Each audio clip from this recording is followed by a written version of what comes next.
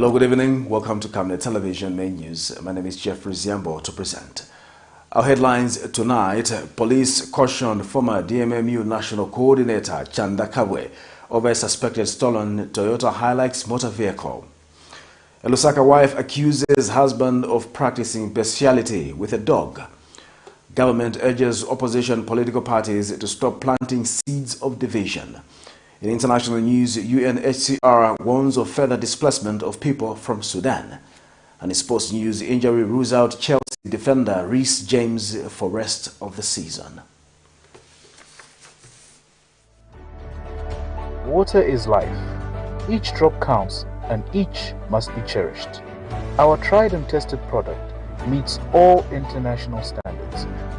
With our smart drip technology, we aim to deliver precision irrigation designed to reduce blockage and wastage, ensuring a high yield. RenGlow, your smart irrigation partner.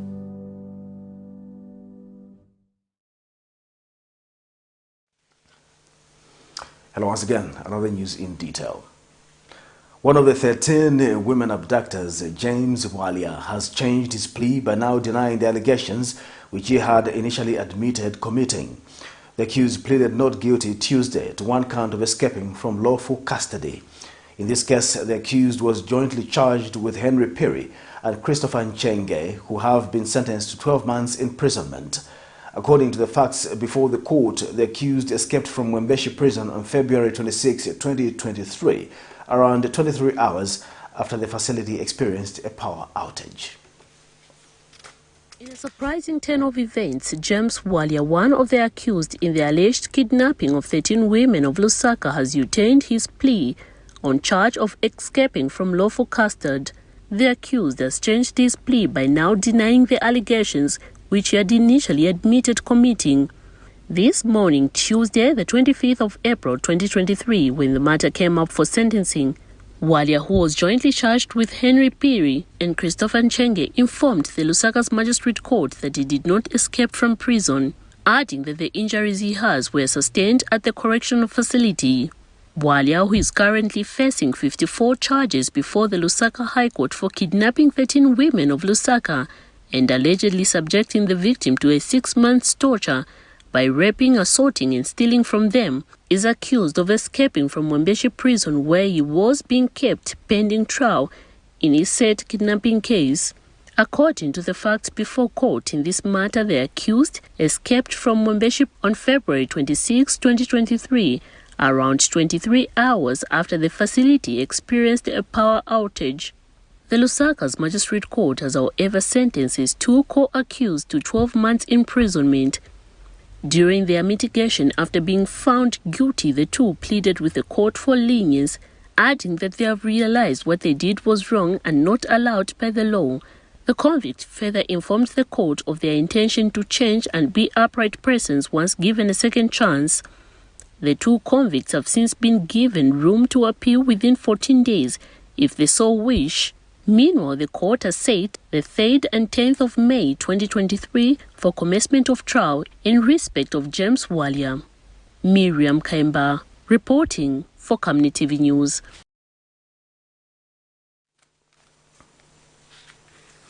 The Economic and Financial Crimes High Court Division has dismissed the application by former Lusaka Province Minister Boman Lusambo to set aside the warrant of seizure over his property. High Court Judge Pixie Yangailo has since upheld the 4 grounds of appeal filed by the Anti-Corruption Commission. In this case, SEC was challenging the decision by the Lusaka Magistrate Court to declare a warrant of seizure it had issued on Mr. Lusambo's property, located in Chamba Valley, as null and void. The court has thrown out Mr. Lusambo's argument that the appeal by the SEC should be set aside on grounds that it is anchored on subsisting criminal cause. The court has also ruled that a seizure can still be issued on a property that is a subject of a restriction order in order for the state to have a temporal custody or control of the said subject. The court also observed in its ruling that the lower court had no authority to review the order as it did when reversing the warrant, as the proceedings were criminal in nature, as such powers are only vested when subordinate courts dealing with civil matters. A man of Lusaka's garden compound is likely to be arrested for allegedly sleeping with a dog. This came to light after the wife of the suspect reported the matter to Emersdale police station.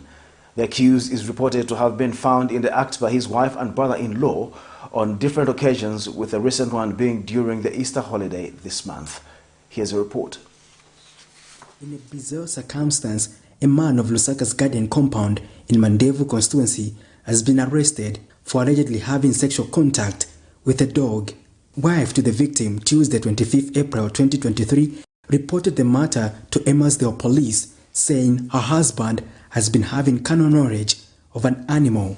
The problem is believed in the last 5 months, and ever since the couple has been having disputes, with the recent incident being this April 2023 during the Easter holiday, as the accused was found naked with a dog in a bedroom by his brother-in-law. The allegations, which the accused is believed to have admitted during a family meeting. The wife to the accused was further prompted to report the matter to the police after observing abnormal stomach and abdominal pains. The matter was further escalated after the family of the woman refused to allow their relative to be in a polygamous marriage together with a dog, as one of the relatives whose identity has been concealed explains. Report. The brother to my sister witnessed the husband to my sister sleeping with the dog. He had to remove his all clothes, and he took the dog inside the bedroom where the brother to my sister sleeps. So that was around midnight. Mr. Lungu, who is the husband to my sister, never thought my brother, whom he stays with, will come back. He thought he won't come back. So unfortunately, when he showed up, he found that it was happening. And now, having the evidence at hand, Mr. Lungu felt guilty, so he started slapping my brother. The family wants the marriage to end and that the law should take its course. She called the family, they sat together, and the husband admitted that yes, he has been sleeping with the dog. And now the family wanted the marriage to be terminated. It is a criminal offense to have sexual contact with an animal. According to Cap 87 of the laws of Zambia, Section 155, any person who has carnal knowledge of an animal is guilty of a felony and liable to imprisonment for 14 years. Before broadcast time, our efforts to get an update from the police could not materialize. Patrick Soko, Camnet News. The Zambia Police Investigations Team has warned and cautioned former Disaster Management and Mitigation Unit DMMU National Coordinator CHANDA KABWE for being in possession of a Toyota HILUX believed to have been stolen. Police Deputy Spokesperson Danny Mwale says the motor vehicle is among other properties under investigations as proceeds of crime under the company called Belam, whose directors are said to be on the run. Mr. Mwale says the said motor vehicle was intercepted along the Great North Road around Katuba area on the 20th of April 2023. Meanwhile, lawyer to Mr. KABWE, Jonas Zimba, says investigations into the alleged theft by his client are still ongoing and that he is again expected to appear before the investigative wings on the dates unknown. More in this report. After having spent close to 2 hours in the interrogation room at the Police Joint Investigative Team office in Lusaka, former Disaster Management and Mitigation Unit DMMU National Coordinator CHANDA KABWE walked to freedom in the company of his counsel Jonas Zimba and other sympathizers. And Counsel Zimba, who addressed the media shortly after Mr. KABWE left the investigative office, explained that his client was being questioned for the offense of being in possession of a motor vehicle, a Toyota Toyota HILUX believed to be a proceed of crime, but was quick to mention that investigations are still ongoing and that his client will have for the second time to appear before the joint investigative wings on date not yet set. We came for an interview with the police. They had called for our client, Mr. CHANDA KABWE, and they're making inquiries.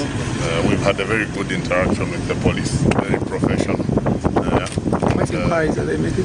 Basically, they're making inquiries about some motor vehicle, one motor vehicle, a Toyota HILUX, and they're yet to call us back to come and deal with other matters that will follow.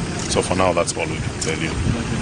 And Police Deputy Spokesperson Danny Mwale has explained that Mr. KABWE appeared before the police investigative team Tuesday on a matter involving a motor vehicle, a Toyota HILUX, which is among other properties under investigations as proceeds of crime under a company called Belum, whose directors are said to be on the run. We recorded a warn and caution statement from the former DMMU coordinator, Mr. CHANDA KABWE, in connection with the Toyota HILUX, registration number BSC 7395, which is among other properties under investigations as proceeds of crime. The motor vehicle, which is believed to be in his possession, was intercepted along the Great North Road around Katuba area on 20th of April 2023. Since the Patriotic Front administration left office in August of 2021, several former government officials have appeared before investigative bodies, but none has so far been sentenced. Prudence Jota, reporting for Camnet TV News. Government has dispelled assertions circulating on social media platforms that it is trying to neutralize the church and opposition political parties in the country.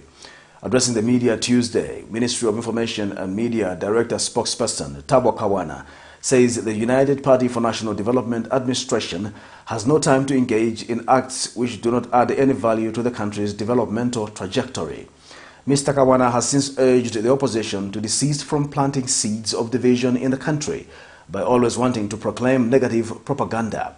Yesterday, a non-opposition political party leader claimed that the ruling party is trying to destabilize the strong opposition political parties and the church with a specific focus on the Catholic Church for fear of being criticized. Meanwhile, the government says the strengthening of the Kwacha is partly due to economic reforms being put in various sectors of the economy. This government will not tolerate any iota of division. We shall continue to promote unity in our country, and we urge you to join the efforts of government in promoting unity in the country and desist from planting seeds of division in the country by always wanting to proclaim and promote negative propaganda that is aimed at planting a seed of division in the country. That you will not be allowed to do. Today we are talking, the next we are going to ensure that action is taken. For the positive sentiments plus what the mines are paying into the country, the Kwacha has nowhere to go but strengthen. There is no magic. So it is folly to want to begin to insinuate all manner of things, that the government has done this in order for the Kwacha. No, sir.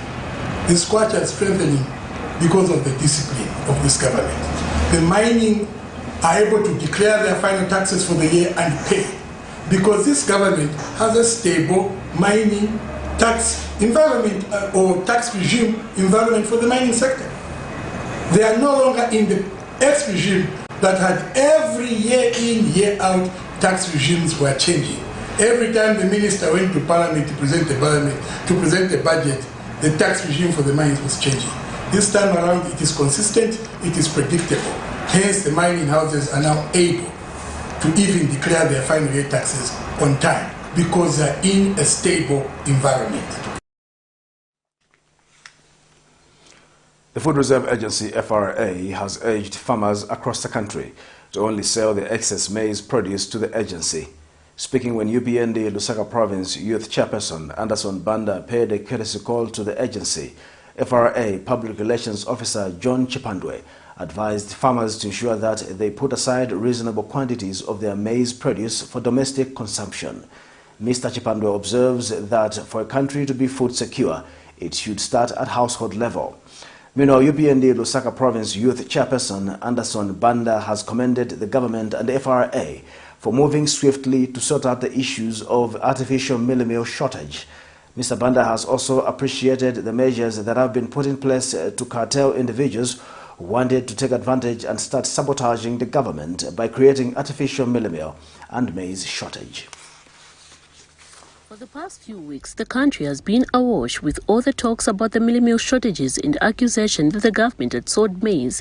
In order to put a clear picture to this, the Food Reserve Agency recently undertook a tour to some of its depots across the country to establish if indeed the country has enough maize stock. Tuesday, UPND Youth's Provincial Chairperson Anderson Banda paid a courtesy call at the Food Reserve Agency headquarters in Lusaka, whose aim was to appreciate the effort the agency has been putting in ensuring that the country's food secured. Impression that there's a crisis of hunger in our country. No, there's no maize from FRA. They tried to create that impression, but it has been defeated through the works of His Excellency the President and his government. So we are also trying to do that openly by making sure that you get encouraged. The board chairman, Mr. Bweza, the ED, Mr. Shamatete, and the team, and the members of the staff across the country, we urge you to be very alert of unscrupulous business buyers who would want to disadvantage the farmers.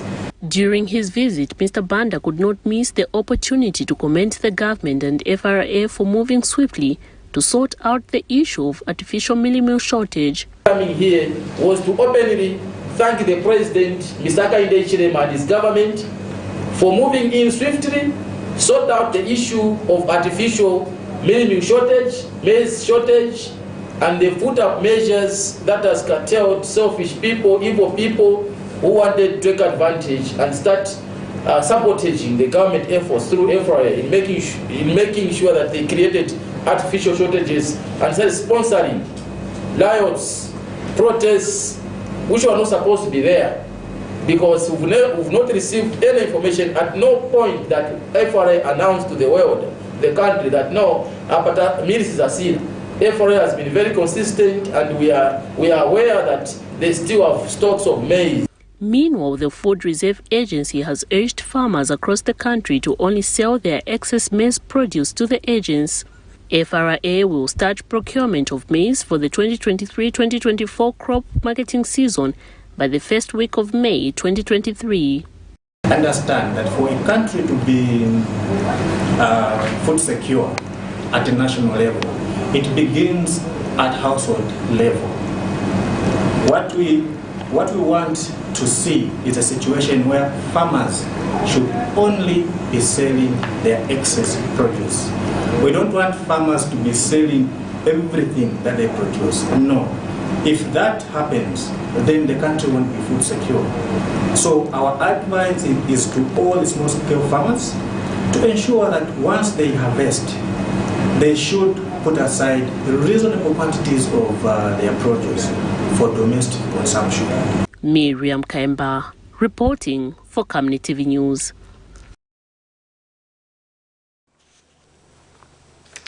The Green Party of Zambia has warned that the recent increase in electricity tariffs will have a negative effect on the government's quest to improve the living standards of the people. Last week, the Energy Regulation Board, ERB, approved the multi-year tariffs for retail and domestic consumers effective from 1st May 2023. The subsequent tariffs for 2024 to 2027 have been conditionally approved subject to the ERB's annual review of the regulatory clearing account results.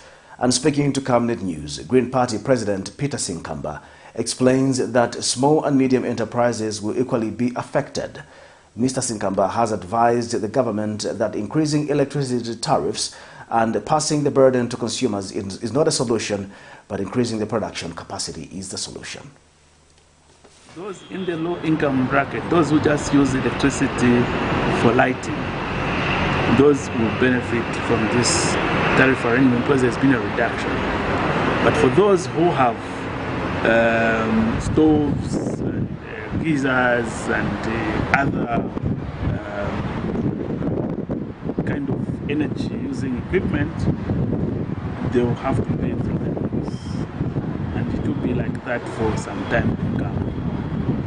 So for us, as the Green Party, we have always advocated for more generation of power. Capacity must be increased, both in terms of solar, but also because of the need for base load, like when you have to need power in the night, when the solar systems can't work, we need hydropower to be scaled up significantly so that we are secure. And that's why our appeal to government is that instead of playing around with the numbers through ERB and ZESCO, let's reduce power in the country by increasing the generation capacity. Hydropower, of course solar is important, and other energy forms. We need to explore them so that the more we have power, the more we can benefit our people by reducing the tariffs that are applicable. The Securities and Exchange Commission says the total savings in the capital markets for the first quarter of 2023 increased by 3.04%, while the total serving being protected are standing at slightly above 77 million kwacha. Securities and Exchange Commission Chief Executive Officer Philip Chitalu says despite the increase in the serving, the performance of the capital is below the expectation of the Commission and has called on Zambians to invest more in businesses that should be listed on the market. And Mr. Chitalu says the total amount of corporate bonds outstanding in the first quarter recorded a reduction by 14%, while those of government bonds recorded a 22% increase in trade. More in this report. Despite the Zambian capital market being composed of 25 listed companies, the growth of the capital market is slowly improving, with the first quarter of 2023 recording an increase in savings at 3.0%, with the total savings being protected standing at 77,357,000 kwacha. Addressing the media in Lusaka Tuesday, Securities and Exchange Commission Chief Executive Officer Philip Chitalu explained that more is needed to be done to grow the capital market in Zambia, and that this can only be achieved if the Zambian citizens start to own businesses. In well-developed markets, even just South Africa, for instance, you'd see that your capital market is probably about 300, 200, at least above 100% of GDP. Which means if we were to have reached such kind of growth, then what we should be seeing is $23 billion worth of capital markets, as compared to, I don't know what billions of dollars this is, it's about $4 billion where we are, about $4 to $5 billion. Meanwhile, the total amount of outstanding corporate bonds decreased by 14% in the first quarter of 2023, owing to the depreciation of the local currency, while government bonds recorded a 22% increase in trade. How much traded in terms of government securities? In Q1, we recorded trades of 28.2 billion, which is 50% higher than in Q4 of 2022. From where we stand, this is positive. If a product is selling and it's going up, that means it's marketable, right? It's attractive. And Mr. Philip has also cautioned members of the public to be on a lookout for investment that promise huge return when one invests a certain amount of money, further advising the public to always consult the regulator whenever a new company enters the market to ensure that it is regulated by the authority. The prices or the yields or the returns that government is able to pay out, that should guide you.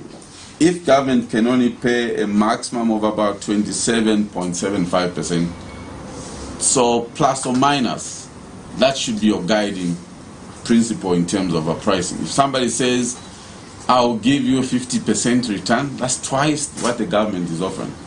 And remember, high return, high risk. So you are probably taking up unnecessary risk. So we want to ensure that this information is out there in the public so that we can actually compare. Members of the public have since been advised to report all manner of investments that are questionable to ensure that no one is swindled. Prudence Chota reporting for Camnet TV News. This is Camnet Television Main News. Join us for more news after the break. In our quest to serve nations and develop Africa, Savenda is investing in the agriculture sector so as to produce supply for both local and international markets, housing over 12,000 pullets that are nurtured and fed with our locally made stock feed that comes from our own locally grown maize and soya beans, all processed from our recently installed milling and mixing plant. Our over 95,000 layers have an output capacity of over 1,500 trays of fresh eggs per day that are carefully selected and packaged for all the leading stores and supermarkets nationwide. Our greenhouses are fitted with the latest irrigation system, and the seedlings are nurtured to ensure only healthy plants reach the fields. With our deliberate planting schedule, we are better placed to supply constantly without interruption, thus reliable. Savenda Farms is also changing lives of its dedicated workforce drawn from the local community and beyond. So the next time you think fresh and green, think Savenda Farms. Your skin is the biggest muscle in your body. That's why we make sure that Oracle is #1 when it comes to taking care of your precious skin. Oracle Pure Petroleum Jelly and Glycerin soothes, moisturizes and keeps your skin perfect. Oracle Pure Petroleum products for that perfect skin.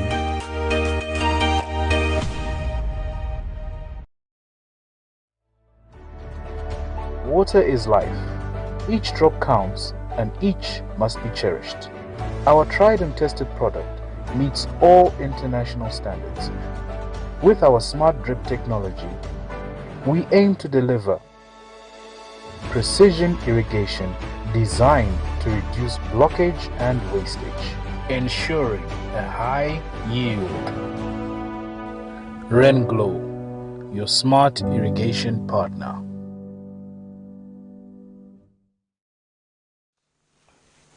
This is Camnet Television Main News. We continue with the news. The Japanese government has announced that it will provide a grant of up to 11.6 million kwacha to the Livingstone Museum to support national heritage and improve heritage value and conservation. Speaking at the signing of the grant agreement in Lusaka Tuesday, Finance and National Planning Minister Dr. Stumbeko Msokotwane says the grant will be used for upgrading equipment needed for educational programs, exhibitions, research, documentation and conservation, thereby contributing to promoting national unity, peace and environmental sustainability.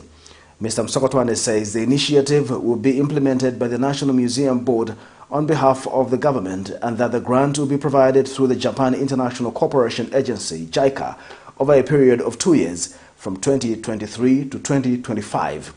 And Japanese ambassador to Zambia, Takeuchi Kazuyuki, says the museum will be provided with necessary equipment for holding exhibitions, seminars or conferences such as projectors. Mr. Kazuyuki says the grant will also be used to cover payments to suppliers and contractors and consultants under the project. Meanwhile, the JICA Chief Representative Yonabayashi Norihito said 22 members of the museum staff have undergone training in Japan in different fields. The Catholic Diocese of Solwezi Bishop Charles Kasonde has praised the government for the strides that have been made in transforming the economy. Bishop Kasonde says government has put up many interventions that indicated the path to economic recovery and removed doubt in the minds of stakeholders. He, however, advised that the efforts being made should translate into lower costs of living for the citizens. Bishop Kasonde said this in Solwezi when Cabinet Office Permanent Secretary for Special Duties, Patrick Mcheleka, called on him. He suggested that government should also strive to explain the debt restructuring process and how it will benefit the common Zambian. And Mr. Mcheleka said the government will continue getting counsel from the church as partners in development. I'm happy with the progress you are making as your PND. building a strong and big foundation for the economic prosperity of the nation. This is very good. But you'll be caught up with a popular vote. The popular vote might not see what you are doing there, which may be scientific and advanced. The popular vote wants to eat, here and now. So you need to match the two. Don't remain with that scientific and heightened development, but think about also for the here and now, for the common person on the street. For many years, this country has always depended on the council of the church, that such that we have recorded a number of successes, especially where the church does not just give counsel but also participates in providing services to our people. Sure. In sectors such as education and health, and also food security. Mansa District Administrative Officer Judith Nyirenda says Mansa remains one of the districts with the most malaria cases in the country, hence the need to put more effort to reduce the malaria incidences. Ms. Nyirenda says in order to eliminate malaria, key proven interventions need the support of individuals in the interest of national development. She said this at the commemoration of the World Malaria Day, which was held in the district.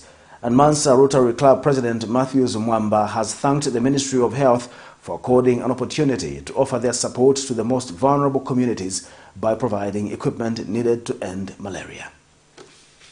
According to malaria stratification, this incidence places our district among the most malaria-burdened districts in the country. Hence the need to put up multi-sectoral efforts to reduce the incidences.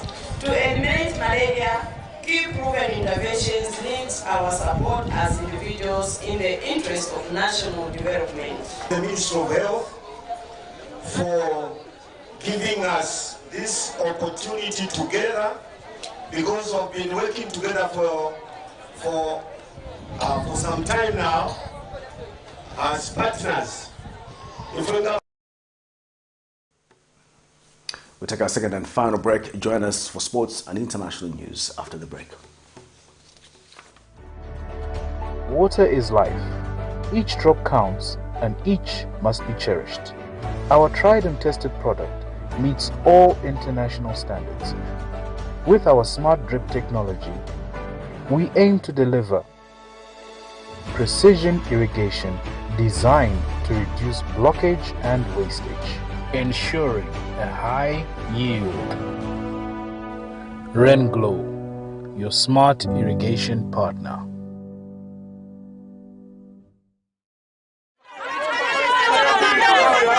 For immediate coverage of any breaking or latest news in Zambia and around the world on Camnet television, call the numbers on your screen.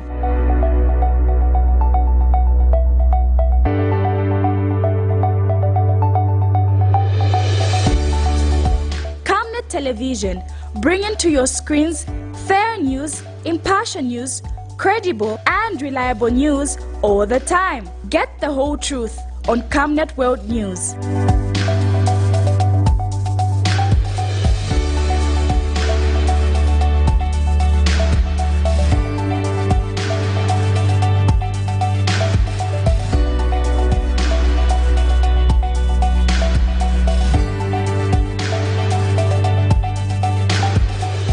Camnet Television, not just another channel.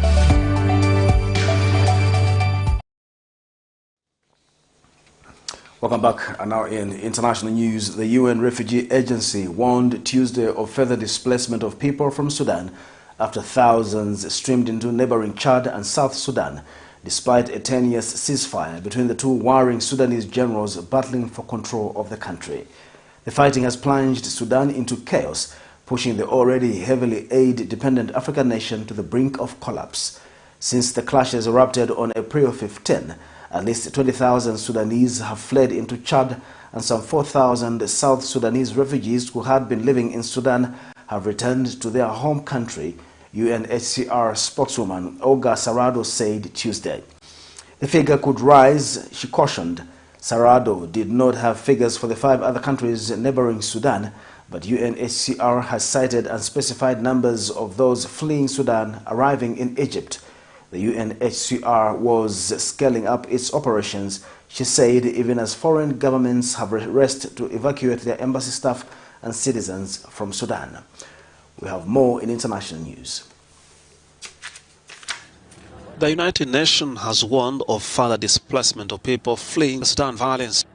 The warning comes as thousands of people stream into neighboring Chad and South Sudan despite a tenuous ceasefire between the two warring Sudanese generals battling for control of the country. At least 20,000 Sudanese have fled into Chad, and some 4,000 South Sudanese refugees who had been living in Sudan have returned to their home country. So far, the most significant cross-border movements in the region have been of Sudanese fleeing to Chad and South Sudanese refugees returning to South Sudan. While we have also received reports of people starting to arrive in Egypt, exact numbers are not available at this point. More than 800,000 South Sudanese refugees live in Sudan, a quarter of them in the capital of Khartoum, where they are directly affected by the fighting.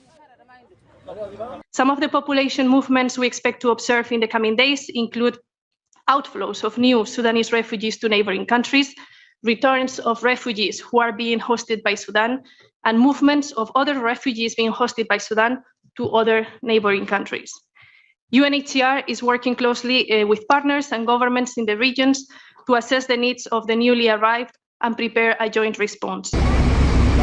Dozens of hospitals have shuttered in Khartoum and elsewhere across the country due to the fighting and dwindling medical and fuel supplies, according to the Sudanese Doctors Syndicate. The UN warned Friday the health system risks total collapse if the violence does not stop.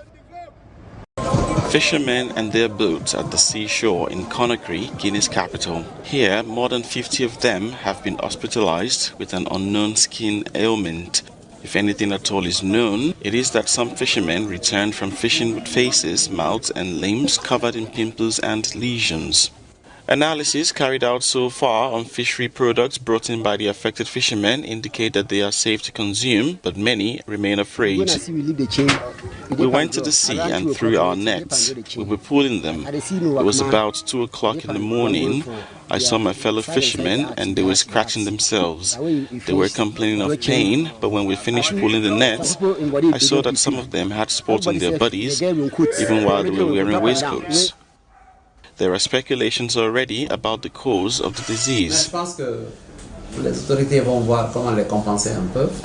seen in the press, in the written press especially, that it is a new disease that has appeared, a mysterious one, and I want to say it is absolutely not. It is a chemical burn due to contact with a corrosive agent that appeared on the high seas.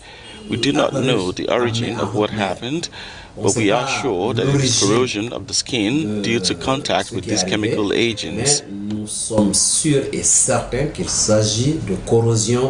committee of scientists say they've taken samples of seawater in the suspect areas and they were being analyzed in laboratories. Well, about the treatment, we have a protocol in washing with water because we don't know the nature of the chemical element, to avoid foreign chemical bodies on the surfaces, in the lesions and the wounds. So we wash with water and clean them properly and then rehydrate them and subject them to antibiotic therapy. We also give analgesics for the pain, and on the 2nd and 3rd day we now start the treatment to detect the wounds, and there are some that are beginning to clear very quickly. In November 2020, hundreds of Senegalese fishermen contracted an unknown skin ailment with similar symptoms.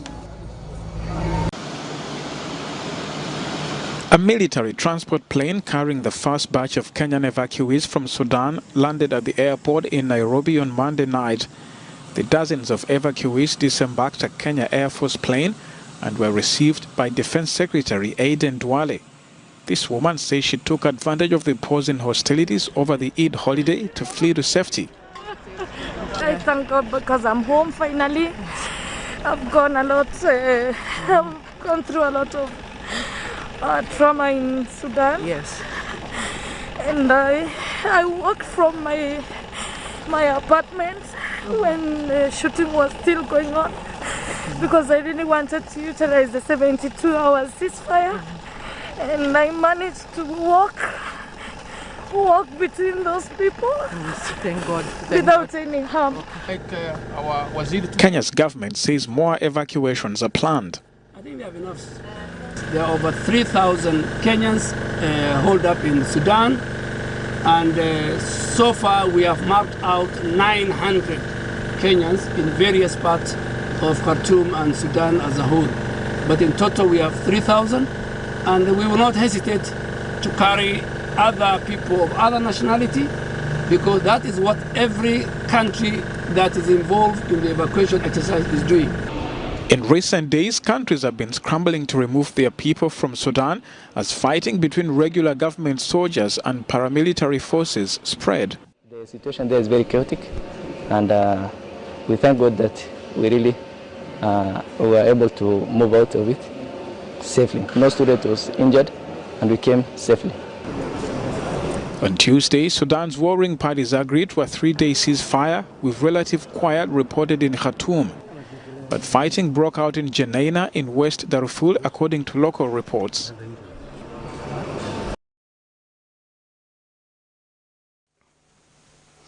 We now have some sports news.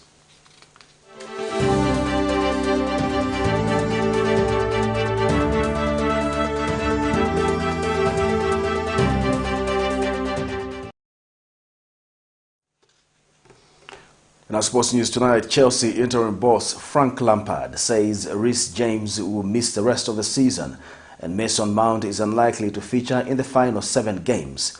James has been ruled out after a scan on a hamstring problem, while Mount has a pelvic injury. Lampard said Reece James will be unavailable for the rest of the season, Mason Mount the same. Chelsea are in advanced talks with former Tottenham manager Mauricio Pochettino to take charge. Lampard, brought in earlier this month to replace Graham Potter until the end of the season, has lost all 4 games of his second spell in charge at Stamford Bridge. The Blues are 11th in the Premier League table and their season is effectively over after they were knocked out of the Champions League by Real Madrid in the quarterfinals last week. Argentine Pochettino could take over before the end of the campaign, but former midfielder Lampard, who is Chelsea's all-time leading goalscorer, said the club has big difficulties. To end Camnet television news, the headlines once again. Police caution former DMMU National Coordinator CHANDA KABWE over a suspected stolen Toyota HILUX motor vehicle. A LUSAKA wife accuses husband of practicing bestiality with a dog. Government urges opposition political parties to stop planting seeds of division. In international news, UNHCR warns of further displacement of people from Sudan. And in sports news, injury rules out Chelsea defender Reece James for rest of the season. Our coming verse of the day is coming from Acts 2 verse 41. Those who accepted his message were baptized, and about 3,000 were added to their number that day. Again, thank you so much for watching Camnet Television News. My name is Jeffrey Ziambo. Bye-bye.